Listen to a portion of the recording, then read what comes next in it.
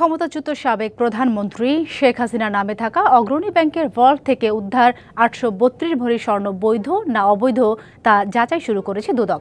এ কথা জানিয়েছেন সংস্থাটির মহাপরিচালক মোহাম্মদ আক্তার হোসেন। মঙ্গলবার রাতে অগ্রণী ব্যাংকের মতিঝিল প্রিন্সিপাল শাখায় দুটি ভল্টে অভিযান চালায় দুদক। সংস্থাটির কাছে তথ্য ছিল সেখানে ক্ষমতাচ্যুত প্রধানমন্ত্রী শেখ হাসিনার স্বর্ণালংকার রক্ষিত আছে। আজ দুপুরে দুদক কার্যালয়ে সংবাদ সম্মেলনে সংস্থাটির মহাপরিচালক জানান, অভিযানের শেষে শেখ হাসিনা দুটি ভল্ট থেকে ৮৩২ ভরি স্বর্ণ উদ্ধার করা হয়েছে। তবে পূবালী ব্যাংকের ভল্টে তেমন কিছু মেলেনি। ভল্টে থাকা নথিতে শেখ হাসিনা ছাড়াও শেখ রেহানা ও সাইমা ওয়াজেদ পুতুলের নামে স্বর্ণালংকার রয়েছে। এই স্বর্ণের বৈধতা খতিয়ে দেখতে কাজ শুরু করেছে দুদক।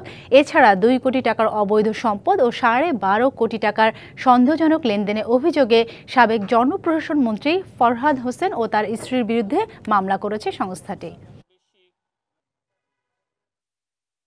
আমাদের দুর্নীতি দমন কমিশনের অনুসন্ধানকারী কর্মকর্তার আবেদনের প্রেক্ষিতে বিজ্ঞ আদালত লকার খোলার অনুমতি দিয়ে থাকে।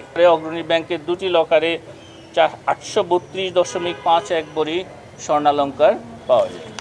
আমরা তার দাখিলকৃত সম্পদ বিবরণী যাচাই করছি। যদি সেই বিবরণীর বাইরে তার নামে সম্পদ পাওয়া যায়, আপনারা বুঝতে পারছেন যে সেটা তার জ্ঞাত আয়ের উৎস বহির্ভূত সম্পদ হিসাবে সেটা বিবেচিত হবে। নতুন এবং ফিরে আসা গ্রাহকদের জন্য নগদে চলছে ক্যাশব্যাক সহ প্রতিদিন হাজারো উপহার জেতার সুযোগ। হবে আশা আর ফেরা, সারপ্রাইজ সেরা।